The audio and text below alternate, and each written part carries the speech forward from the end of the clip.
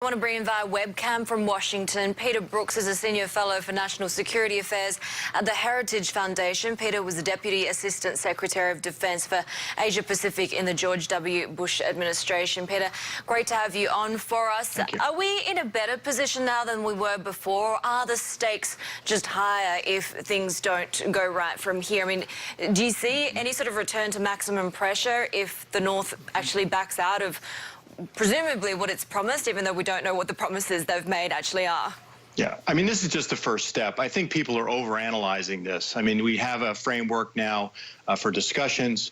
The one, I think, significant benefit we have that nobody's talking about is that we have a reduction in tensions. I haven't heard President Trump mention fire and fury. I haven't heard other advisors or people talk about preventive strikes, and I haven't heard the North Koreans talk about turning Seoul and Washington into a sea of fire. So we've had a significant reduction in tensions. I think that's of value.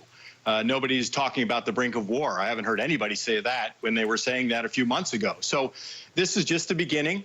The devil's in the details. There's no question about that. We'll know when we get the North Koreans to the negotiating table if we can move forward. I think there's a lot of heavy lifting to be done. I think that's going to, Secretary of State Mike Pompeo is going to have a significant amount of work to do. And so I think, like I said, this is just the start of a very long journey. There's going to be potholes. There's going to be speed bumps along the way. But I think it's fair that we should test North Korea's diplomatic intentions and see if we can come up with something that will advance American interests and peace and prosperity in the Asia-Pacific region. Peter, so what are going to be the next steps? And on to your last point there, your next steps perhaps are to get something from North Korea to show that they really are serious. Right. I agree. Now, we've seen some expressions of good faith on the part of the North Koreans prior to the summit. We had the return of the American detainees. They have collapsed or destroyed their nuclear site, although I kind of whether that was of any use any longer after 6 nuclear tests. There were some other things done that showed that. And I think the president, for his part, decided to suspend, not end or terminate completely, U.S. military exercises as a show of good faith. Remember, there's a tremendous trust deficit between Pyongyang and Washington. We were at war for 3 years, so we're technically still at war. I mean, that's 65 to 68 years ago, depending on how you want to count. So there is no trust, especially after the nuclear agreement in 1994 agreed framework with the Clinton administration. So I think the president was trying to, I would say, prime the pump, negotiations pump. But now we got to get to the table. I think from the American side, I have no privileged information to share with you, but from my experience in government and in Washington is that they're going to come back and evaluate. What did we learn about Kim Jong-un? This is the first time that a lot of Americans have had access to him, other than Mike Pompeo and the basketball player Dennis Rodman, right? I mean, the president had a private meeting with him. He met with a lot of our senior national security establishment, including the Chief of Staff Kelly and National Security Advisor Bolton. So I think they're going to come back and evaluate as a whole of government and see where we move from here. There'll be a lot of communications. I think we're waiting to hear what North Korea has to say. I've not seen anything. Maybe you in Asia have caught something. It's late at night here in Washington.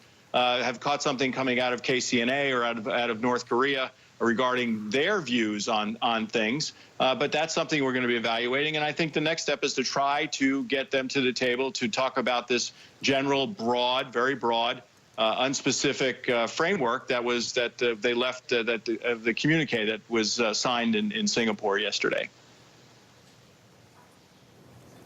Now, Peter, this is Stephen Engel. I get your point about the fact that this summit did not ratchet up the tension. That is a good thing. But it was pretty much billed, or at least Trump billed this himself up as the great negotiator. And really, if you look at the face value of this document, there is nothing new that the North Koreans really put forward. And I know they will come in subsequent negotiations. But did the North Koreans and, I guess, related to that, the Chinese behind the scenes get the better end of it right now? I don't think we need to look at it that way. We're just at the beginning here. I mean, you couldn't expect that there would be some sort of agreement, a nuclear agreement, or coming out of it, a one-day meeting. This was done a little bit differently than a lot of summits. I agree with that. I've worked on summits in the past. They take many months in advance, and then you have all these deliverables, and the principals show up and sign things and shake hands and smile, and away we go. This is different. I think the president seized upon a possible diplomatic opening here with North Korea. I mean, think about where we were a few months ago. And then we had the Olympics, which I think the South Koreans handled masterfully. And now we got to the table to deal with this very difficult and dire situation with North Korea's nuclear program. So I'm not looking at it that way of who won, who lost. I think we have a long way to go. And there's, once again, I said, this is maybe trite or glib, but the devil's in the details. And we're not anywhere at an agreement at this point, but we are farther away from the brink of war.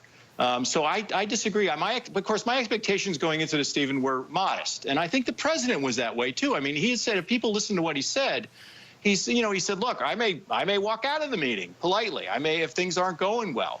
This may not happen. He canceled the meeting once. So I think that, I didn't buy into some of these high expectations that perhaps some did. I went in very modest. I have a long history of North Korea. I've been there. I worked on it from a policy perspective at the Pentagon and on Capitol Hill. And I'm trying to be cautiously optimistic, but I'm deeply skeptical based on, our history with North Korea. So I think this was a good first step. And like I said, there's a lot of work to do.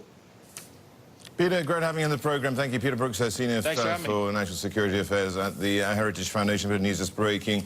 It is, as ET, been suspended for 2